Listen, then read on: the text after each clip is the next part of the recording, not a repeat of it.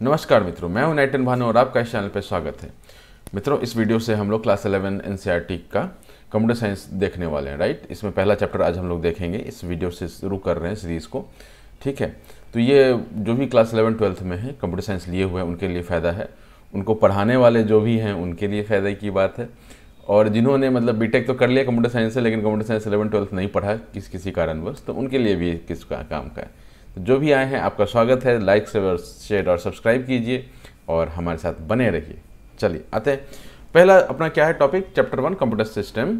इसमें जो पहला ये है ना, इंट्रोडक्शन पार्ट हम लोग देख लेते हैं, ठीक है। ये टोटली एनसीईआरटी पर बेस्ड है। कोई इफ एंड बट हो तो प्लीज़ एनसीईआरटी बनाने वालों से इफ एंड बट कीजिए, मेरे से मत कीजिए। इंट्रोडक्शन, ठीक है। इंट्रोडक्शन पार्ट में हम लोग क्या देखेंगे कि कंप्यूटर सिस्टम क्या होता है। What is computer system, computer system, ठीक है। अगर आप लोगों को नोट्स बनाना हो तो साथ में बनाते चल सकते हैं, ठीक है। तो इससे क्या होगा, आपका क्या काम आसान हो जाएगा रिवाइज करने के लिए। नहीं तो अगर आप दोबारा वीडियो देखना चाहें तो वो भी कर सकते हैं, आपकी इच्छा है, ठीक है। कंप्यूटर सिस्टम क्या होता है, कंप्यूटर सिस्टम में आपका computer plus extra hardware and software devices होते हैं, ठीक है। हार्डवेयर डिवाइसेस एंड सॉफ्टवेयर्स होते हैं, ठीक है ना। ये अपना क्या, अब कंप्यूटर कैसे वर्क करता है। कंप्यूटर में क्या करते हैं हम लोग, एक तो इनपुट देते हैं और इसको ये क्या करता है, प्रोसेस करता है और फिर ये हमको क्या दे देता है, आउटपुट दे देता है, ठीक है। ऑब्वियसली ये एक इलेक्ट्रॉनिक डिवाइस है, क्लियर है। अब ये चीज़ें मोस्टली पता ही होंगी, बट अब किताब पढ़ रहे हैं तो एक एक चीज़ देखना ज़रूरी हो जाता है। नहीं तो किन्हीं को अगर नहीं मिला तो वो कहेंगे कि सर ये वाला पार्ट तो अब बता ही नहीं, राइट। तो उस चीज़ को मैं अवॉइड करना चाहता हूँ। नेक्स्ट क्या है अपना, ब्लॉक डायग्राम हम लोग देखेंगे। ब्लॉक डायग्राम, ठीक है। ब्लॉक डायग्राम में हम लोग क्या देखेंगे, बेसिकली उसके जो मतलब आर्किटेक्चर है ना, उस टाइप का कुछ देखना चाह रहे हैं जो आज के डेट में एग्जिस्ट करता है, ठीक है। तो एग्जिस्ट कैसा आर्किटेक्चर इनका करता है, तो एक तो अपने पास ये मोटा बड़ा सा सीपीयू हो जाता है, ठीक है। एक सीपीयू हो जाता है। सीपीयू हम क्या डालते हैं, इधर से इनपुट डालते हैं या फिर इनपुट डिवाइस होता है, इसलिए इनपुट डालने के लिए इनपुट डिवाइस होता है। इधर से हमको क्या देता है, आउटपुट देने के लिए आउटपुट डिवाइस होता है, राइट, ठीक है। आउटपुट डिवाइस में तो आपने जैसे स्क्रीन पर डिस्प्ले तो कर दिया, तो फिर आप उसको स्टोर भी करना चाहेंगे तो आपके पास यहाँ पे एक हो जाता है सेकेंडरी मेमोरी, ठीक है। थोड़ा बड़ा ही लिख लेते हैं ना, सेकेंडरी मेमोरी हो जाता है ऊपर, राइट।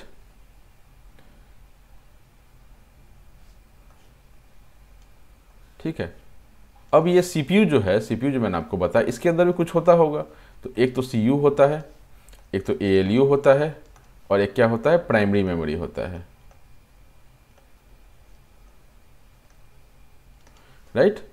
इनके थ्रू जो क्या है, कंट्रोल फ्लो करता है, ठीक है। सेकेंडरी मेमोरी से प्राइमरी से सीयू, सीयू से एएलयू, एएलयू से वापस सीयू, सीयू से इधर और यहाँ से ये कंट्रोल फ्लो का ये स्ट्रक्चर है, ठीक है। तो ये अपना एक बेसिक आर्किटेक्चर जो आज के डेट में चलता है, इसका हमने मुआयना कर लिया है। इसके बाद कुछ ये आ जाता है, जैसे अब सीपीयू है, कुछ डिटेल्स आ जाते हैं, बहुत बेसिक डिटेल्स ही हैं लेकिन देखते चलते हैं।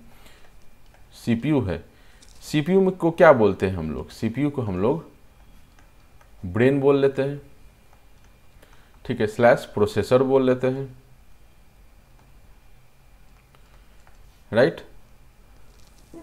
इसके अलावा और क्या हमको पता है, सीपीयू क्या है, प्लेस्ड ऑन आईसीज है, placed on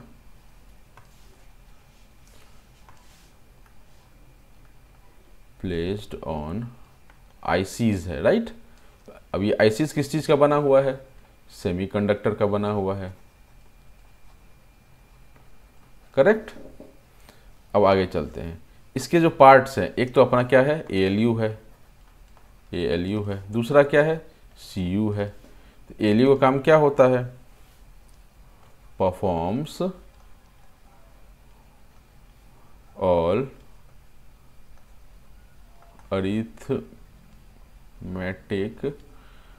arithmetic and logic operations, ठीक है, अरिथमेटिक एंड लॉजिक ऑपरेशन ये परफॉर्म करता है। ठीक है, उसके बाद कंट्रोल यूनिट का क्या फंक्शन हो जाता है, this is CU is control unit, ALU is arithmetic and logic unit, right. तो CU क्या करता है, कंट्रोल्स, अब नाम में ही लिखा हुआ है कंट्रोल यूनिट, तो कुछ कंट्रोल ही कर रहा होगा। तो कंट्रोल्स क्या, कंट्रोल्स सीक्वेंशियल इंस्ट्रक्शन एग्जीक्यूशन। जब मैं ऐसे लिख रहा हूं ना, कहीं पे भी मैं अगर ऐसे लिख रहा हूं, मतलब ये क्या है, TION है, TION को मैं ऐसे लिख देता हूं। ठीक है, तो जैसे यहां पे लिखा है ना मैंने इंस्ट्रक्शन, मतलब TION है वहां पे। टी तो लिखा ही हुआ है, ION को मैं N सीधा लिख देता हूं ऊपर में। ठीक है, तो sequential execution, execution, sequential execution plus, और क्या करता है, control sequential execution of data obviously, and guides data flow.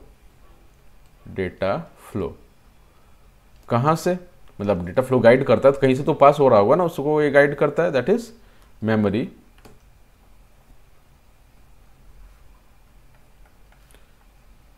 Memory, और इनपुट आउटपुट डिवाइस और ALU। ठीक है, तो ये इसका CU का काम हो जाता है, राइट। अब थोड़ा इसका वर्किंग देख लेते हैं, प्रोसेसर मतलब इसका CPU का क्या देख लेते हैं, वर्किंग देख लेते हैं, वर्किंग कैसे काम करता है। ठीक है, तो एक अपना प्रोसेसर है, CESSOR प्रोसेसर है, राइट। अब ये प्रोसेसर में क्या आएगा, इंस्ट्रक्शन एंड डेटा आता है, क्या आता है, instruction, TRUC, instruction and data डालते हैं। ठीक है, इंस्ट्रक्शन एंड डेटा डालते हैं। अब ये इंस्ट्रक्शन डेटा आपने इनपुट डाला, तो ये क्या करेगा, जो स्टोर्ड प्रोग्राम एंड डेटा होगा वो मेमोरी से फेच करेगा। Program and data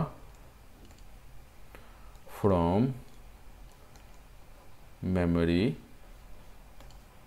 is fetched. आपको जो भी ऑपरेशन ये करना है, मतलब जो भी ऑपरेशन करना है, तो उसका जो करस्पॉन्डिंग डेटा होगा, मतलब इनपुट तो आपने दे दिया, लेकिन उसको कैसे करना है, ये आपको कहाँ पे स्टोर्ड है, मेमोरी में स्टोर्ड है, बस इसी को ये फेच करके लेके आएगा।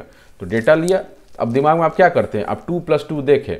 ठीक है, तो दिमाग में आपका क्या है कि प्लस क्या है, ये आपका एडिशन का ये है, तो आप उसको क्या करते हैं, फेच करके लाते हैं कि प्लस जो है वो एडिशन करता है, तो 2 + 2 4 आपने आउटपुट दे दिया, राइट।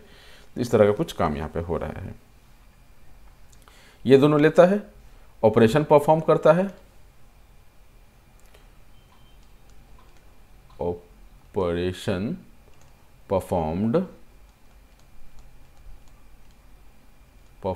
Using registers. ठीक है, क्या यूज करते हैं, रजिस्टर्स यूज करते हैं, यूजिंग रजिस्टर्स, और यहां से हमें क्या मिल जाता है, आउटपुट मिल जाता है, आउटपुट। ठीक है, आउटपुट मिल जाता है which is displayed and stored in memory, displayed and stored back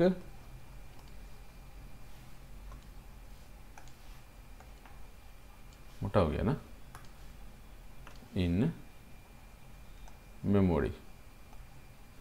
clear. अब ये रजिस्टर्स जो आपने देखा, ऑपरेशन परफॉर्म यूजिंग रजिस्टर्स, तो रजिस्टर्स क्या करता है कि रजिस्टर्स का काम क्या होता है, इसका काम होता है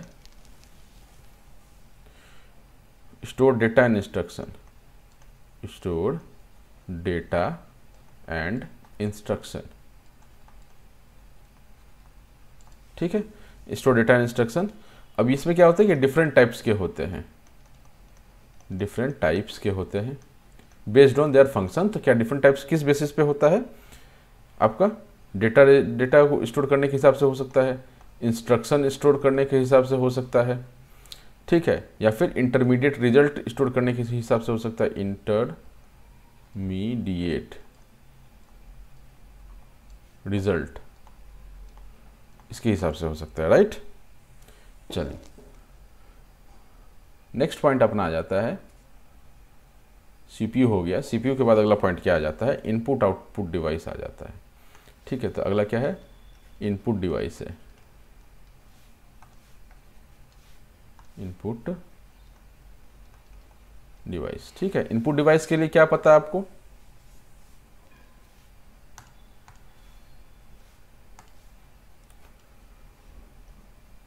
ये होता है, इनपुट डिवाइस क्या करता है? Control signals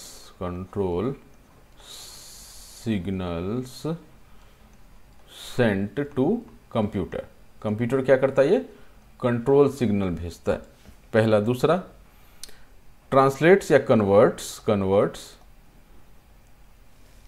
converts into digital form. Digital form क्यों? क्योंकि कंप्यूटर को अपना भाषा जो हमारा ह्यूमन अंडरस्टैंडेबल है वो समझ में नहीं आता, इसलिए उसको डिजिटल फॉर्म में कन्वर्ट्स इनटू डिजिटल फॉर्म, ताकि कंप्यूटर को समझ में आए। तीसरा क्या है इसका? Temporarily stored in RAM. ठीक है, रैम या मेमोरी में स्टोर करके रखता है ये चीज़ को। मैंने जो भेजता है वो टेम्पोररी रैम में स्टोर्ड होता है बेसिकली, ये नहीं स्टोर करता है, खुद ही प्रोसेसर का काम है या फिर जो कंप्यूटर का अंदर का जो कंट्रोल यूनिट है उसका काम है कि वो उसको वहाँ पर स्टोर करे। राइट, इसके एग्जांपल्स क्या है अपने?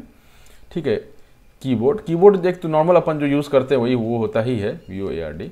उसके अलावा एक कीबोर्ड और होता है, ब्रेल कीबोर्ड बोलते हैं उसको, जो थोड़े मतलब आंख से विकलांग होते हैं ना, जिनको कम दिखाई पड़ता है, मतलब कम नहीं, मतलब ऑलमोस्ट नहीं दिखलाई पड़ता है, तो उन लोगों के लिए एक ब्रेल कीबोर्ड आता है, तो उस तरह की उसको भी इनपुट डिवाइस में ही काउंट करते हैं। तो उसके लिए आप अलग से लिख सकते हैं कि इसमें प्लस में ब्रेल कीबोर्ड भी इसमें आता है। ठीक है, इसके अलावा और क्या है?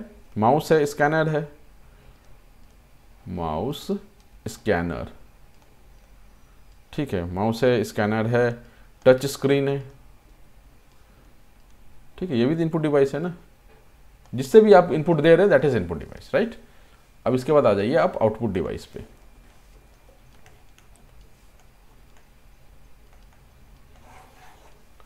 ठीक है, आउटपुट डिवाइस सेम उसी चीज का उल्टा होगा। ये क्या करेगा? वो डेटा सेंड करता था, कंट्रोल सेंड करता था, तो receive data from computer system, data from computer system, and data is received at signal only. Data जो है वो सिग्नल के फॉर्म में ही रिसीव होता है, तो आपको कंफ्यूज नहीं होना कि वहाँ सिग्नल लिखा है या डेटा लिखा है, एक ही चीज़ है।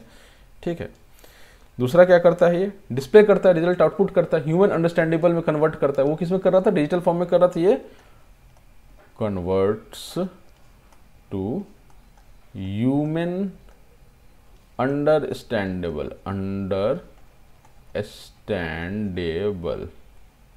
ठीक है, फॉर्म में, अंडरस्टैंडेबल फॉर्म। राइट, लास्ट क्या है इसका? एग्जाम्पल्स क्या हो सकते हैं इसके? सबसे इजी एग्जाम्पल तो मॉनिटर है। मॉनिटर के बाद क्या आता है अपना? ठीक है, प्रोजेक्टर हो सकता है। ठीक है, हेडफोन हो सकता है। ठीक है, उसके बाद क्या होता है? स्पीकर हो सकता है। ठीक है, उसके बाद क्या हो सकता है? प्रिंटर हो सकता है। ठीक है, तो ये इसका एग्जाम्पल हो गया। अब एनसीईआरटी में ना प्रिंटर में कुछ दिया हुआ है कि प्रिंटर जो है बेसिकली वो 3 टाइप के होते हैं। कौन से होते हैं? इंक जेट होते हैं। ठीक है, दूसरे लेज़र जेट होते हैं। आई डोंट नो, ये मतलब वहाँ पर इसको घुसेड़ने की ज़रूरत नहीं था। लेज़र जेट होते हैं। और क्या होते हैं?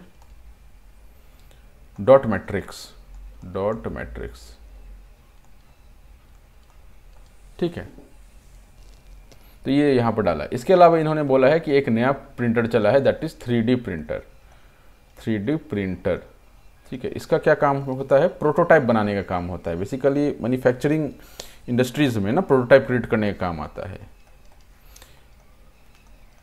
MFG मतलब मैन्युफैक्चरिंग। ठीक है, मैन्युफैक्चरिंग इंडस्ट्रीज में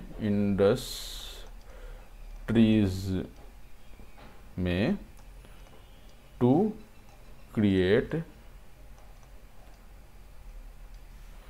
ठीक, कहीं पर लैंग्वेज मिस कर रहा हूं ना, जैसे manufacturing industries uses this technique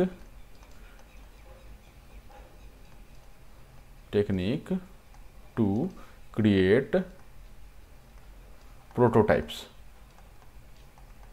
ठीक है, प्रोटोटाइप्स बनाने के लिए ये यूज करता है।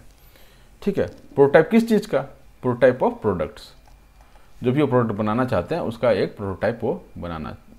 प्रोडक्ट DUCT, सॉरी यार, जो भी आप चीज़ बनाना चाहते हैं ना उसका प्रोटोटाइप क्या होता है? एक ये होता है, मतलब उसका जैसे आपने एक गाड़ी बनाना है एक, ठीक है, तो उस गाड़ी का एक छोटा सा आप मॉडल बनाएं, उसको प्रोटोटाइप बोलते हैं। Prototype is model basically, prototype. ठीक, ये काम कैसे करता है? Builds 3D replica of a digital 3D design. किसी भी 3D डिजाइन का builds replica of a digital 3D design. ठीक है, कोई भी डिज़ाइन अगर 3D डिज़ाइन बना हुआ है ना आपके पेपर पे, तो उसको वो क्या करेगा? वो आपको प्रिंट करके दे देगा। वो प्रिंट करके ही मतलब एक्चुअल 3D चीज़ देता है। आप एक बार कभी अगर आपको थोड़ा इंटरेस्ट आ रहा हो तो एक बार आप 3D प्रिंटिंग देख लीजिए यूट्यूब पे, ठीक है। तो वो एक जो पेपर में ऐसा कुछ बना हुआ होता है उसको वो क्या करता है? सीधा प्रिंट करके दे देता है 3D में। ठीक है, चल ये पार्ट हो गया। इसके बाद हम लोग इसके चैप्टर के सेकेंड पार्ट पे मूव करते हैं, that is evolution of computers. दूसरा पार्ट है इवोल्यूशन। ये वाला पार्ट देख के हम लोग इस वीडियो को रैप अप कर लेंगे, राइट। तो पहला इसमें क्या बताया गया है कि फर्स्ट जो है वो 500 BC के आसपास का समय बताया गया हुआ है। 500 BC के आसपास का समय बताया हुआ है। इस समय क्या होता था? अपने पास एबैकस होता था। क्या होता था? एबैकस। ठीक है, एबैकस क्या करता था? सिंपल मैथ्स कैलकुलेशन करता था। Simple maths calculation. ठीक है, इसके बाद कौन आया? थोड़ा समय में आगे बढ़े तो ये क्या बहुत मैंने एंशिएंट टाइम में यूज होता था। जैसे आपने देखा होगा ना, वो गाना सुना होगा, ए जाते हुए लम्हों जरा ठहरे हो, तो उसमें भी आप देखे होंगे कि कुछ ऐसा इस तरह का बना हुआ होता है। टाइम के लिए पहले होता था ये, है ना, ये टाइम के लिए पहले होता था। इसमें बालू जो है वो गिरता जाता था, क्षण क्षण क्षण क्षण करके वो समय पार होता जाता था, राइट। तो उस टाइम का कुछ ऐसा ये था, चूँकि लिखा हुआ है तो इसको देखना जरूरी है। लेकिन जब हम एक्चुअल जो अभी मॉडर्न डेवलपमेंट से वो आपका स्टार्ट होता है समवेयर अराउंड 1642 में, 1642 AD में। 1642 AD में क्या मिलता है? इस टाइम पे पैस्कलाइन बन के आता है। पैस्कलाइन, ठीक है। पैस्कलाइन क्या है? ये एक पास्कल कंप्यूटर है। पास्कल कंप्यूटर है, sorry calculator, not computer, computer तभी आया नहीं था। कैलकुलेटर है, कैलकुलेटर। ठीक है, ये क्या काम कर लेता था? कैलकुलेटर है तो कुछ तो काम करता होगा। ये plus minus divide and multiply, ये 4 काम ये बहुत इजी लेवल पे कर लेता था। इसके बाप दादा कौन थे? इसके ब्लेज पैस्कल थे। क्या नाम था इनका? Blaise Pascal.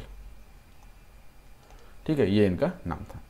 इसके बाद समय थोड़ा और आगे आते हैं, समय में बढ़ते चलते हैं थोड़ा आगे,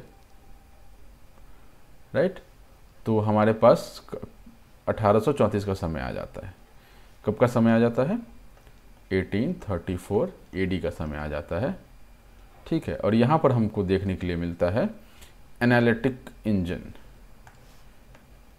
एनालिटिक इंजन।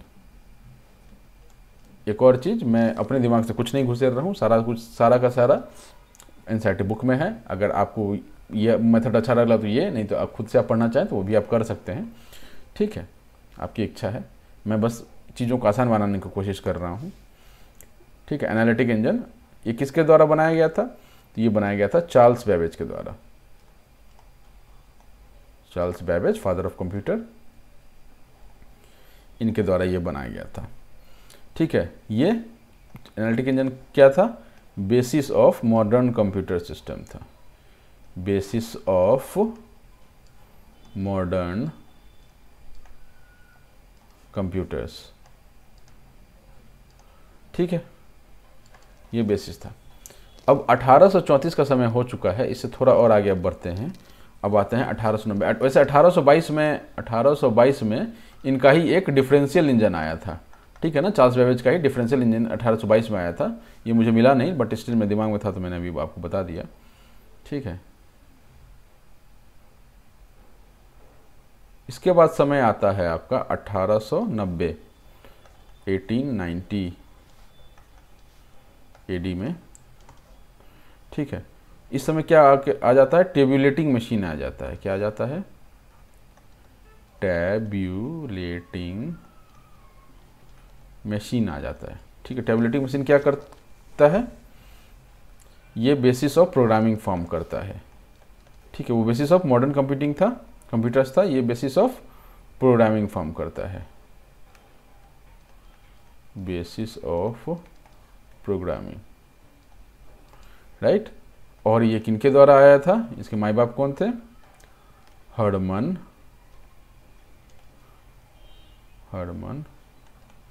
होलरिथ, ठीक है, हर्मन होलरिथ थे। 1890 का समय पार हो गया। इसके बाद आ जाइए अब 1890 के बाद थोड़ा सा समय में आगे बढ़ते हैं और आते हैं 1937 पे, ठीक है। कब आए गए हम लोग, 1937 एडी, ठीक है। इस समय क्या निकल के आया था, ट्यूरिंग मशीन निकल के आया था, ट्यूरिंग मशीन, ठीक है। ट्यूरिंग मशीन ये किनके द्वारा बनाया गया था, ये एलन ट्यूरिंग के द्वारा बनाया गया था, एलन ट्यूरिंग के द्वारा बनाया गया था। और क्या बातें पता हैं इनके बारे में, मतलब मशीन के बारे में, ये प्रोग्रामेबल मशीन था, ठीक है, प्रोग्रामेबल मशीन था, ठीक है। इसमें क्या होता था,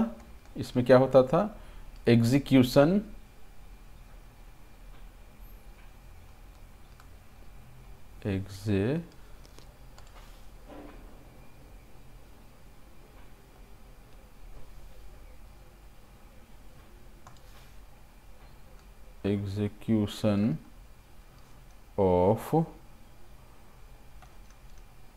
programme stored on punched cards, ठीक है।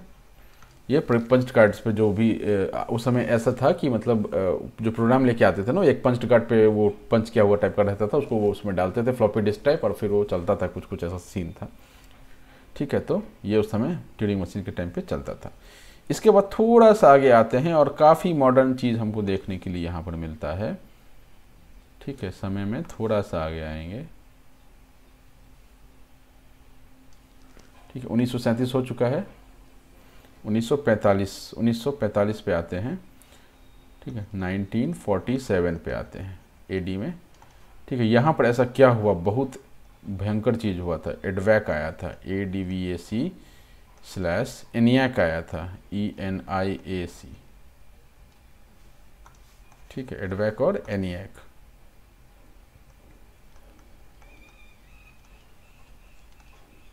ठीक है। ENIAC क्या होता है, electronic numerical integrator and automatic and computer, electronic numerical integrator and computer, ठीक है। ऑटोमेटिक इसमें नहीं है, ऑटोमेटिक ऊपर वाले में है, ठीक है। एडवैक में क्या था, electronic discrete variable automatic computer, ठीक है, electronic discrete variable automatic computer. तो आपको ये याद रखना है कि ऑटोमेटिक एडवैक में था, ENIAC में electronic numerical integrator and computer ऐसा था, ठीक है। चल, तो एडवैक ENIAC आया था। अब इसके माई बाप बहुत कॉमन नाम है, आपने सुना होगा। इसके माई बाप थे जॉन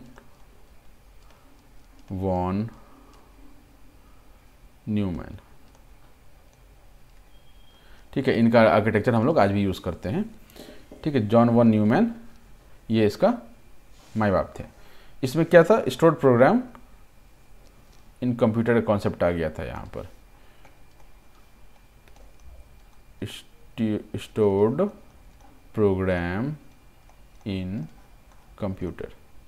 कहने का ये मतलब है कि जो भी आप ऑपरेट करना चाहते हैं उसका प्रोग्राम बना करके आपने फीड कर दिया, बार बार उसको सिर्फ बुलाइए, काम करवाइए और वापस उसको भेज दीजिए। तो ये जो एक ये था आपका कॉन्सेप्ट था, ये अब आ चुका था इस टाइम पे। ठीक है, इसके बाद आगे थोड़ा बढ़ते हैं। 1947 नहीं था यार, 1945 ही था ये। ठीक है, थोड़ा सा आगे बढ़ते हैं। तो यहाँ पर क्या आ जाता है, 1947 का समय आ जाता है। और 1947 के समय में जब आज़ाद हुआ था देश, तो वहाँ ट्रांजिस्टर बन रहा था, ट्रांजिस्टर। ठीक है, पहले तो हम लोग मतलब मेरे पिताजी जो थे वो रेडियो को भी ट्रांजिस्टर बोलते थे, क्योंकि वो बहुत कॉमन नाम था उस टाइम ट्रांजिस्टर का। तो जो देख रहे हैं तो शायद आपके पिताजी को, मतलब अगर 2024 में आप देख रहे हैं तो आपके पिताजी को शायद आइडिया हो कि ट्रांजिस्टर बोलते थे उस टाइम पे, राइट। इसको ट्रांजिस्टर बोलते थे। इसने क्या किया, वैक्यूम ट्यूब को रिप्लेस कर दिया। फर्स्ट जनरेशन में क्या यूज़ हुआ था, वैक्यूम ट्यूब यूज़ हुए थे। ये सेकंड जनरेशन आ गया कंप्यूटर का, इसमें रिप्लेस्ड वैक्यूम ट्यूब्स। ठीक है, और ये डेवलप कहाँ पर हुआ था, ये थोड़ा इंपॉर्टेंट हो जाता है। ये बेल लैब्स में डेवलप हुआ था, BELL, बेल लैब्स में इसका डेवलपमेंट हुआ था। ठीक, इसके बाद आ जाइए 1970s में।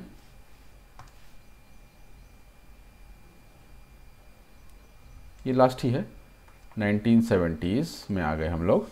यहाँ पर क्या आ गया था, इंटीग्रेटेड सर्किट्स आ गए थे, इंटीग्रेटेड सर्किट्स, जिनको हम लोग ICs भी बोल लेते हैं, सर्किट्स। ठीक है, ये क्या था, सिलिकॉन चिप्स पे था, यस, बना हुआ था, सिलिकॉन चिप्स से बना हुआ था। ठीक है, और इसने क्या किया, reduced computer size, reduced computer size. ठीक है, क्या क्या, रिड्यूस्ड कंप्यूटर साइज, राइट। तो ये हमारा जनरेशन वाइज नहीं है, बेसिकली टाइम वाइज ये है। ठीक है, अब ये जब हम लोग देख चुके हैं तो अब इसके बाद एक आता है कि वॉन न्यूमैन जो थे, अभी हमने उनका नाम सुना था, उनका जॉन वॉन न्यूमैन। तो वॉन न्यूमैन आर्किटेक्चर नाम से कुछ चीज़ है, एक वॉन न्यूमैन आर्किटेक्चर। ठीक है, इसमें क्या है कि इसमें पहले तो हम लोग इसका डायग्राम देख लेते हैं कि इसका आर्किटेक्चर दिखता कैसा था। तो जो हमने अभी बनाया था ना शुरू में, उससे ही मिलता जुलता था। ठीक है, एक स्क्वायर ऐसा बनाएंगे आप, और इसमें आप इनपुट डिवाइस बोलेंगे।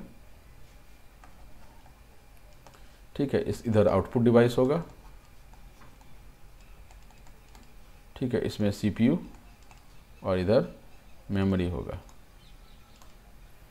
राइट। ये आर्किटेक्चर आपका NCERT में बना हुआ है, तो यही चीज़ें आप देखेंगे। अब ये जॉन न्यूमैन आर्किटेक्चर जो है, वो पहला जो इसका इम्प्लीमेंटेशन हुआ था, दैट वाज थ्रू ENIAC। अभी हमने देखा electronic numerical integrator, ENIAC and computer. ठीक है, ENIAC हमने देखा। This was, what was this, first binary मतलब 0 और 1 में डील करने वाला बाइनरी प्रोग्रामेबल कंप्यूटर। ठीक है, based on this model,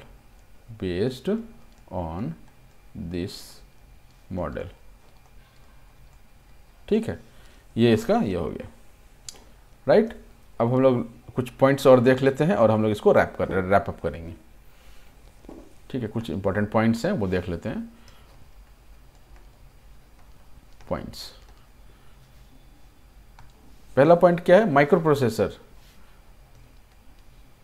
number नहीं लिखते हैं, सीधा पॉइंट्स ही लिखते हैं। माइक्रो प्रोसेसर क्या होता है, माइक्रो प्रोसेसर। ठीक है, माइक्रो प्रोसेसर क्या होता है, CPU on, complete CPU on है, single chip, CPU on a single chip. ठीक है, ये माइक्रो प्रोसेसर होता है। कब ये हुआ, कब ऐसा मतलब माइक्रो प्रोसेसर बना? इन 1970s में बना, राइट। और कैसे बन गया ये? Due to large scale integration. ठीक है, जिसको हमने LSI भी बोल लिया है यहाँ पर। ठीक, नेक्स्ट आता है मूरेज लॉ। मूली खाते हैं आप लोग? मूरेज लॉ आता है। किसके द्वारा ये प्रोपाउंड किया गया ये लॉ? ये अपने इंटेल के को फाउंडर थे गॉर्डन मूरे। ठीक है, कौन थे? इंटेल के को फाउंडर गॉर्डन मूरे। इंटेल को फाउंडर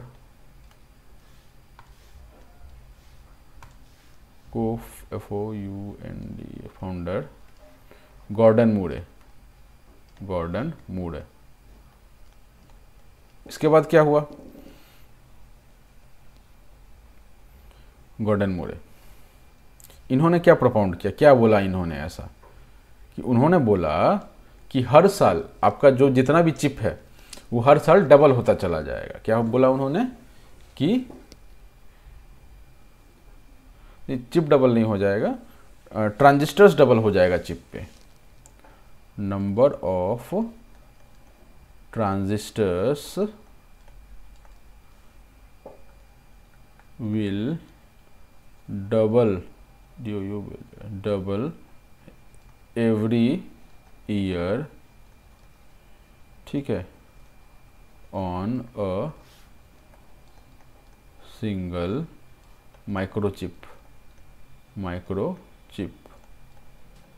ठीक है, तो मान लीजिएगा पहले साल पे 2 है तो दूसरे साल पे 4 होगा, तीसरे पे 8 होगा, चौथे पे 16 होगा, पांचवे पे 18 होगा। तब आप इसको ना प्लॉट कीजिए एक बार, ईयर वाइज इसको प्लॉट करेंगे तो आपका ग्राफ जो है कुछ ऐसा निकल के आता है, राइट। टाइम के साथ उसका तेजी ज़्यादा बढ़ता जाएगा। ठीक है, तो ये मूरेज लॉ अपने को बोलता है। इसके बाद आया VLSI, मतलब नेक्स्ट पॉइंट अपना VLSI है। इसका full form very large scale, LSI तभी हमने देखा ही, वेरी लार्ज स्केल इंटीग्रेशन। ठीक है, क्या होता है इसका? Very large scale integration. ठीक है, VLSI में इसमें क्या है? 3 मिलियन कंपोनेंट्स एक चिप पे हैं। 3 million components on single chip. 3 million components है सिंगल चिप पे। ठीक, कब का समय था? 1980s का समय था। और इससे क्या हो गया? ये बनने से प्रोसेसिंग पावर जो है increased exponentially. Processing power increased exponentially.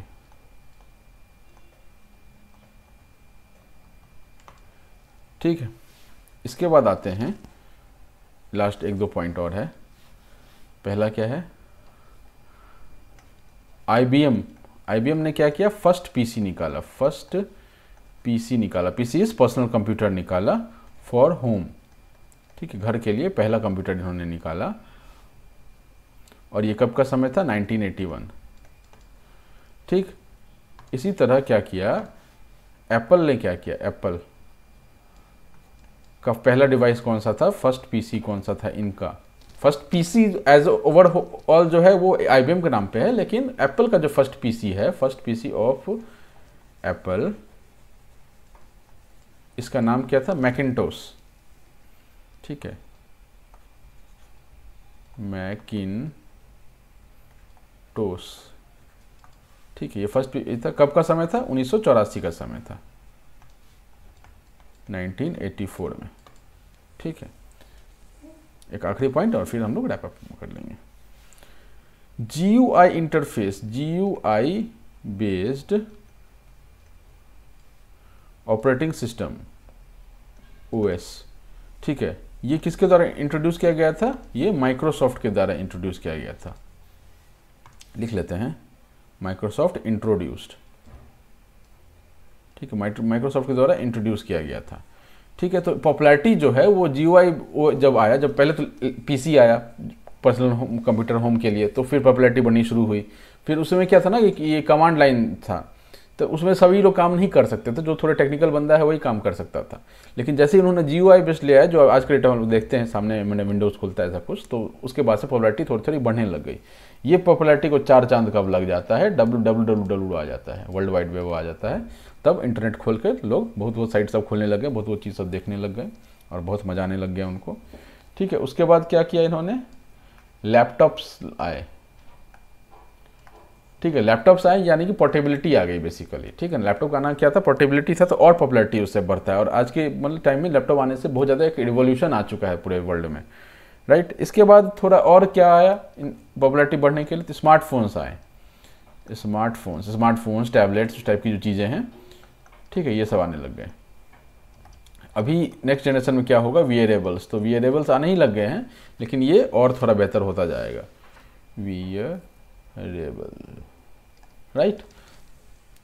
तो यह हो जाएगा। और भविष्य में देखेंगे कि हो सकता है कि घर घुसते ही लाइट जलना, लाइट ही आपसे पूछने लग जाए कि भैया आप घर आ गए, सब कुशल मंगल, ठीक है। तो इसी के साथ हम लोग ये इस पार्ट को, इस वीडियो ख़त्म यहीं पे करते हैं। नेक्स्ट वीडियो पर फिर जल्दी ही मूव करेंगे और हम पूरा डिटेल लेके आएंगे। चलिए, ऑल द बेस्ट, टाटा।